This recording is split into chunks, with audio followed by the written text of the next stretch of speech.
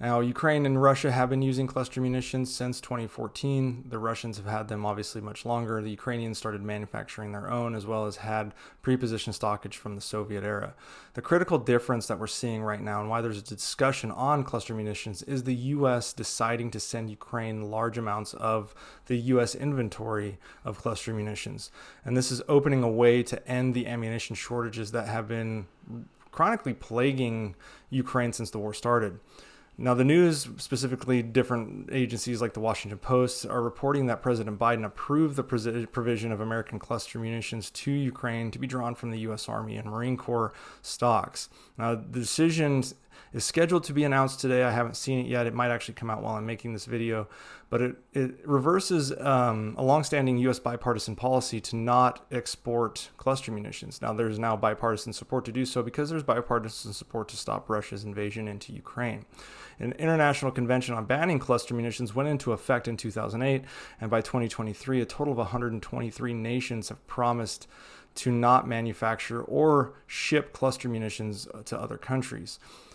Russia, Ukraine, and the U.S. are not signatories to this convention and have developed their own cluster munitions. Now, once implemented, the executive order will give the Ukrainians potential access to somewhere between 3 and 5 million shells that are just sitting in depots.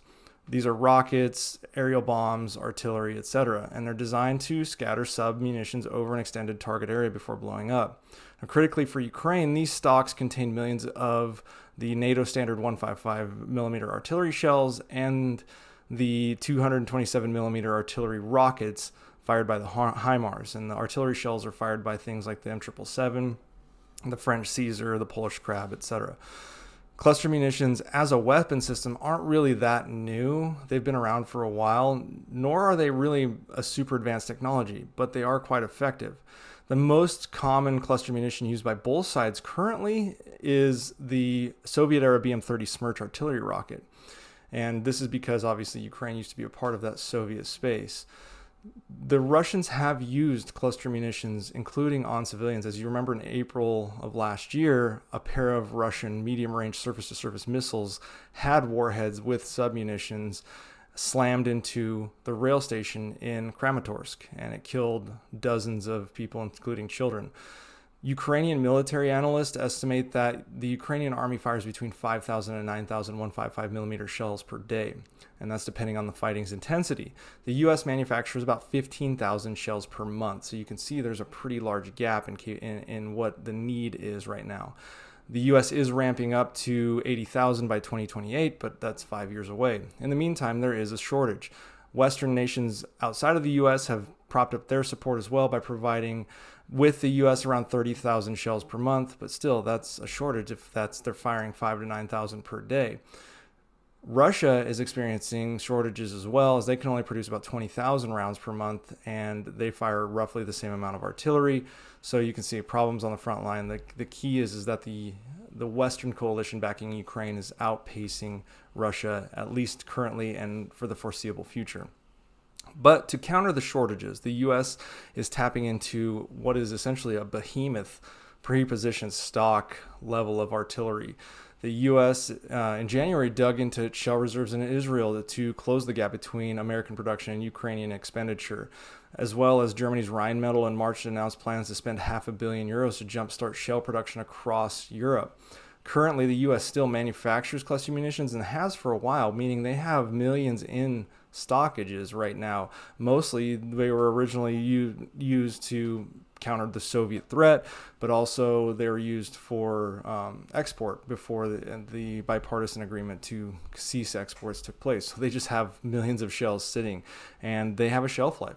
And so the U.S. wants to get rid of these shells, and this is an effective way to do this. Now, the primary reason these munitions are likely to be provided is due to the U.S. military replacing its DPICM, or the dual-purpose improvised conventional munition. I was spacing on the name, but the DPICM with weapons from the Alternate Warhead Program, or AWP, which have a greater effect against material and personnel targets while leaving no unexploded ordnance behind. And that's a big complaint about cluster munitions, is Like mines, they don't discriminate, and if they go unexploded, they can eventually be stumbled upon or driven over and blow up and kill civilians.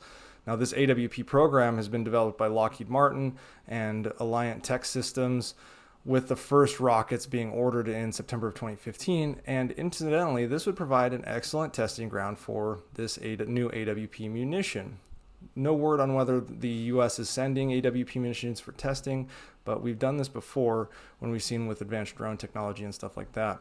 So these cluster munitions are moderately effective against entrenched enemy soldiers, more so than standard high explosive rounds, but still not outstanding, but much better than what the Ukrainians currently have. But these are, more critically, these cluster munitions are extremely effective against soldiers moving in the open and soldiers using lightly armored vehicles, both of which is what Russia is now relying on for the majority of its operations due to its advanced tank shortages. I saw a couple days ago, they're moving T-55s. Now, a large concentrated cluster strike can lead to an opening in Russian defensive lines, allowing for a Ukrainian breach. With hundreds of thousands of Russians on the front lines moving around with little armor capability, the Ukrainian cluster munitions will be extremely effective in dispatching these numbers. The more advanced versions of the DPICM, the dual purpose improvised conventional munition, have submunitions that can seek targets. These submunitions can be used both shape charges for anti-armor, which can seek out these armored targets, as well as fragmentation for anti-personnel. Hence the dual purpose of the dual purpose improvised conventional munition name. Some submunitions can be fitted with very precise seekers and drop directly on top of targets after being deployed from their main shell. There's no word on if Ukraine is getting those, but the reality is I'm glad we're moving in this direction for Ukraine, but I'm going to continue to harp on the fact that Ukraine could really, really use and benefit from getting ATACMS. Regardless, I'm glad that we are opening stocks of millions of shells that have just been sitting in depots, going nowhere, being used for training events when they could be used effectively against Russia.